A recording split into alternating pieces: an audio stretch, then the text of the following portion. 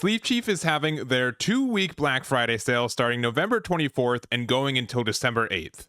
Everything in their store will be 20 to 60% off. There will additionally be restocks and new product drops, including their recently announced Flame Brothers collection.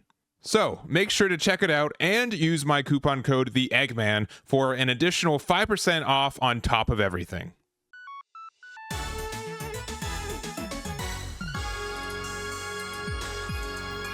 Hey everyone, Eggman here with another video, and today we have a top 16 breakdown for the Latin American TCG events Chile Regionals that happened this past weekend. Over 500 players and 9 rounds of Swiss into this top 16 that we see here today. And a couple of things before we get started. First, if you guys are new to the channel, please make sure to hit that like and subscribe. We do a lot of One Piece content on this channel. We're at the end of OP08 and we are getting into OP09 with the release of that later this month, and it being the finals format for most of the English regions for this game as well. And then also, if you guys need any of the deck lists that we talked about today or any other events that have been happening for the One Piece card game, make sure to check out Eggman Events, which is linked in the description. There's just a lot that we're putting on in there, and we're going to continue to update it as we go as well. But jumping on into this event, again, this happened this past weekend, November 30th. 512 players, 9 rounds of Swiss, best of 1. And of our top 16, we did have 4 Doflamingos, 4 Enel, 3 Lucci, 2 of the Star Deck 13 Luffy, 1 copy of Smoker, which ended up winning the entire event, 1 purple Luffy, as well as 1 unavailable at the moment. This gets, if I know the deck list or what at least the leader is, I will update this page when I get that information, but as a recording, I don't have it. But honestly, a pretty even spread. I think the only thing that I'm surprised about are, 1, Smoker was able to win this event and let alone top it. I think it's been a pretty popular leader, but getting a first place for here is really good. No Bonnie in the top 16 either, unless it is our unknown.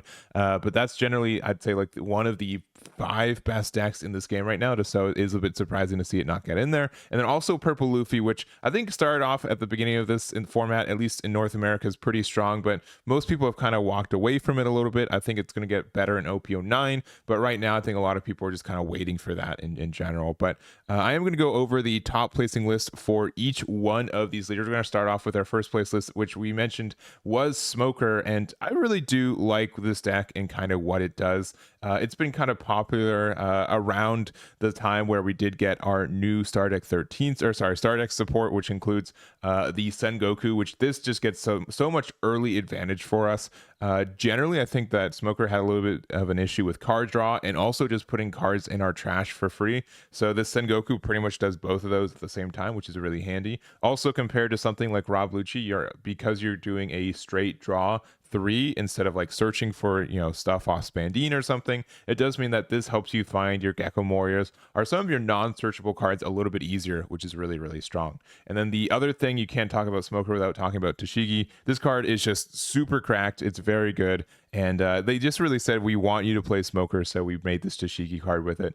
The removal it has is fantastic. The fact that you also get to get around KO effects, this pretty much does everything that we kind of need for the deck as well. So really strong card here, and it's definitely part of the reason that Smoker, I think, is very viable right now as well. So Smoker's also been doing pretty well in the OP09 format as well, and I do think that compared to Lucci, one of the pivotal matchups for this deck is that it has a better than average matchup against Black Hail Luffy, which is generally a hard counter to Lucci as it is as well. But some other cards and tech choices that I see in particular, we do obviously play the 4 Moria, we do play some Jackson Saba. We are playing 1 copy of the Kaido, which is just like another way to play around cards that can't be KO'd, right? The fact that it also is really good at trading into cards like Gecko Moria is really great too.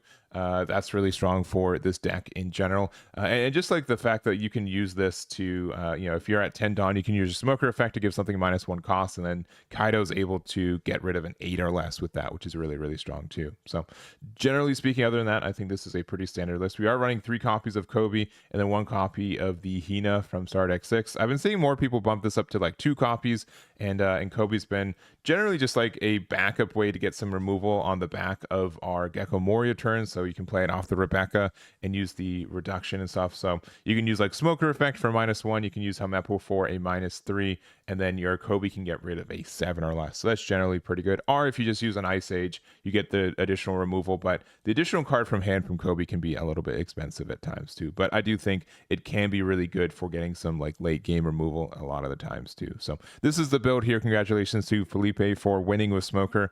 And I think Smoker is going to be maybe not like super present, but pretty present at the for the rest of this format and into OP09 as well. So jumping into second place, we do have the black and yellow Luffy.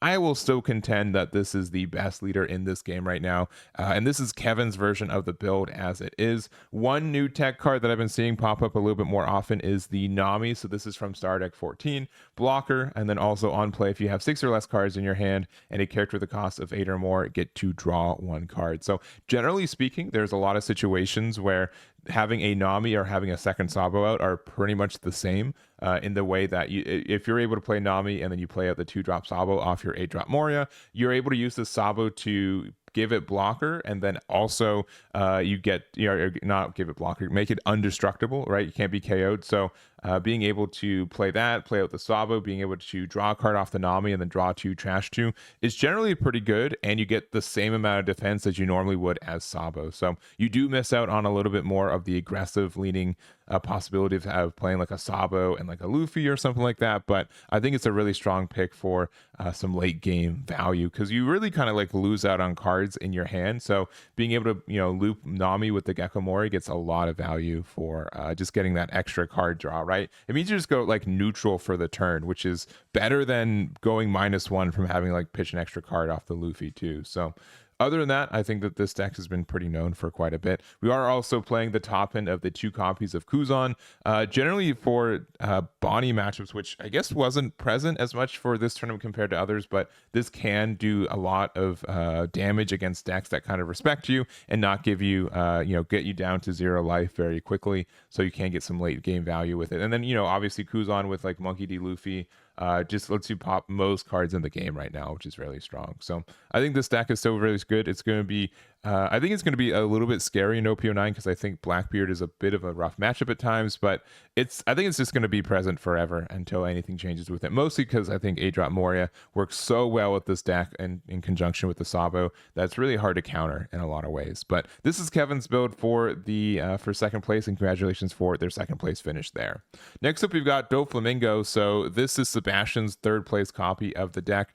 Obviously, Doflamingo has been very popular since its new star deck that came out at the end of October here in North America, and it's been pretty present in a lot of builds. The other thing that I will mention is that the card pool for this deck is so wide that there's so many different ways to put tech cards or make your own kind of impact with the deck in general. So the cards that I see in particular from this build compared to others is that we are playing the 4-drop Crocodile. Most people, I think, were pretty excited about this card on release, but started to wane it back towards the end of this format. So it does, reveal a card from the top of our deck, and then if it is a 7 Warlords, you get to draw 2 and place 1 on the top of your deck. So it is a +1 card advantage, which is really nice, but you do kind of have to set it up for a little bit better, and it's a 4-drop 5k compared to just like getting the straight draw off the Edward Weevil. Also, we don't see the 2-drop Teach from this build too, which I think most people I've seen have, put 2, 3, 4 copies of it in their deck at this time. It just gets a lot of like tempo for the game as well, and I'm really surprised to not see a couple copies in this build, or a lot of the other ones that did get in the top 16 as well. And then for our top end, we are playing 2 Jozu, which I do like this card for what it is. There are some that play like up to 4 in this top 16 too, but this does get a lot of value in tempo. It is also really great for interacting for like Sabo, or even like against like BY. I do think this is a good tempo piece for that deck in general. We have the 10-drop Kaido, which just gets us some late game value and gets us like a chance to refill our hand, which is really good. And then we do have like the Gravity Blade at the end as well. So this is generally like a little bit too slow for some builds of Dofi. Some people just try to be very aggressive, but this can get so much good value throughout the game that I understand like why a couple copies are there as well. I also like Red Rock too. Sometimes I feel like it's a little bit better, but it is in a good spot too. So this is the build here from Sebastian. Congratulations for their top 4 with Doflamingo. And then next up, we've got got Enel, which is a top 8 finish here. This is the build from Gonzalo, which Enel did get a good amount of tops for this event. 4 copies of the top 16 at least, with maybe a 5th one with a not available one. But generally speaking, I think I've been probably underrating Enel a little bit, but it's been popping up quite a bit in these last couple weeks of OP08 in general. So there's not really any new tricks from this deck. It's generally running the new stuff. I think the newest card that we play more copies of are one Shirahoshi, since this is a little bit stronger against some decks. It does still get removed, but just a 2-drop blocker that your opponent kind of has to respect in one way or the other is pretty strong on the value base, especially since you can play like a Katakuri and a Shirahoshi at the same time. So either that means you have a blocker, or if you need to put a card into your life, you can make it that Shirahoshi, which is really nice. We also do have like the removal suite of having 4 copies of the Nami from OP08.5. This has been a very strong card for this deck, since we do run so many cards with trigger naturally. We've got Luffy, we also have got our good friend Gadatsu, and then our top end of 2 Enel, 4 Katakuri, 4 Yamato, and 4 Ace as well. So this is a pretty standard list, as is. We're pretty much knowing what Enel looks like, and we kind of have to just play against like what the deck wants to do and hope that we're a little bit above average lucky on some of their triggers. But this is a pretty strong deck. We're going to see like minor variants across the board of this one, as we've been seeing, incrementally since the release of Enel and OP05, but still very strong. Congratulations to Gonzalo for their finish there. Next up, we've got Boris's version of Rob Lucci, and I did see some pretty interesting builds of this leader in general. This is a 9th place list, which normally I see Lucci more in the top 8 in general, but it's been very, very present here in North America, and I still think like one of the strongest decks in this format right now. So, but particular, this one is a really personalized build. There's a lot of interesting 1s and 2-ofs, and just kind of the card pool for it in general. So first thing that I kind of caught my eye was the Spandam only having 2 copies of this one. Most people I see run 3 or 4, so only running 2 is pretty interesting. We are playing some good tech cards, and I think these are mostly to play around the Black Yellow Luffy. In particular, we have the 5-drop Luffy, which is able to get around Sabo. We have Brook, which is also able to get around Sabo and other cards as well, which is just also just a good card to play on tempo. We've got Kaido, which we've mentioned earlier, as just like a really great card for late game. And then we also have the Isho, which is great for getting rid of 2 cards from a B-Wise hand or any other players, but this is a great card to just be able to cement on board. And then if you're able to, the additional like cost reduction you have with this card just makes a lot of like removal cards just really trivial, right? It just makes it really easy for a lot of cards to get into range there. So I think that these are very strong. You're a little bit greedy on your top end though, so we are playing 2 copies of like the 6 King pistol, which is able to help you get some plus 3k power. We also have our Tempest Kick and Ice Age, 4 copies of each. I think people are pretty standard with that. And then that's generally it. But I will say, like, this is a bit of a greedy build. Like, half the cards in our deck don't have any counter, and then we're only running 8 copies of 2Ks. Technically, we're running 10 copies with the 6 King pistol, but this is again like really greedy. You have to like put a lot of pressure early to make it so I could see like an opponent being able to press you down pretty quickly if you're not careful, or if you just happen to have a lot of cards without counter in your hand. So it's a little bit scary, but definitely if you're able to use all these cards successfully in succession, it can be very scary. Like, you just don't feel like you can really ever come back for it. So this is Boris's build. I think Rob Lucci is going to be very present still, and even in OP09 too. But this is the build for this one. And then the last one we have for the deck, we have Jorge with their version of Purple Luffy. This deck's been just kind of everywhere, right? It came out a year ago in OP05. It's kind of gone support here and there, but generally, like speaking, the best this deck has ever been when it was just like the best generic purple deck. And then we also do have like we got the star deck from this past month with the inclusion of stuff like the Luffy Taro, as well as the like the Uso Hachi, that kind of package. All these cards are just really, really good. But then, generally speaking, I think like Purple Luffy just went into a meta where the way that it played was just less good in general, which is kind of rough. So we do get a good amount of support in into OP OP09, which we do get just more generically good purple Luffy support. It does kind of work better with the purple and black Luffy, which I've made some content with already as well, but it still works in this leader. Specifically, we have a new Rush Sanji, which is really strong. It's just like a rush card, and it lets you use the Uso Hachi at the same time. But in this meta, I think a lot of people were starting it off and they weren't playing the Magellan.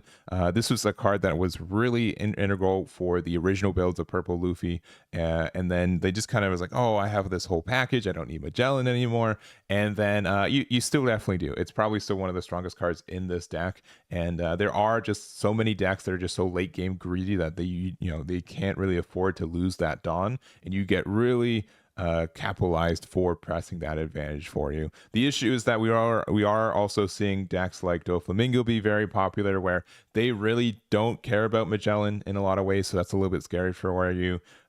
They can lose a Dawn and still be very fine. They can remove Magellan without proccing its on KO effect. There's just like a lot of good interaction that they can do, which kind of is rough. But on the other side, Doflamingo has a little bit of a hard time messing with 5-drops outside of like Jozu or like Gravity Blade, which can be a little bit slow at times. So you do still have a chance against those decks. But I don't know, purple Luffy's been going up and down in a lot of ways. We have so many good cards for the deck right now, including the Charlotte Linlin that came out of OP08, which I'm a big fan of this card too. But we just don't always have the consistency that's always kind of plagued the deck, in my opinion, as well. But this is Jorge's version of the build. Congratulations for getting a top 16 with the purple Luffy.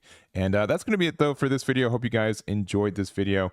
This is going to be on my website again, so make sure to check it out. We had a lot of events that happened in this past week that I'm going to try to get the additional deck list for as well. And then I know this next weekend is going to be a pretty big weekend for the One Piece card game as well. So that's going to be it for me, though. Thank you guys so much for watching. I really do appreciate it, and I'll catch you all next time.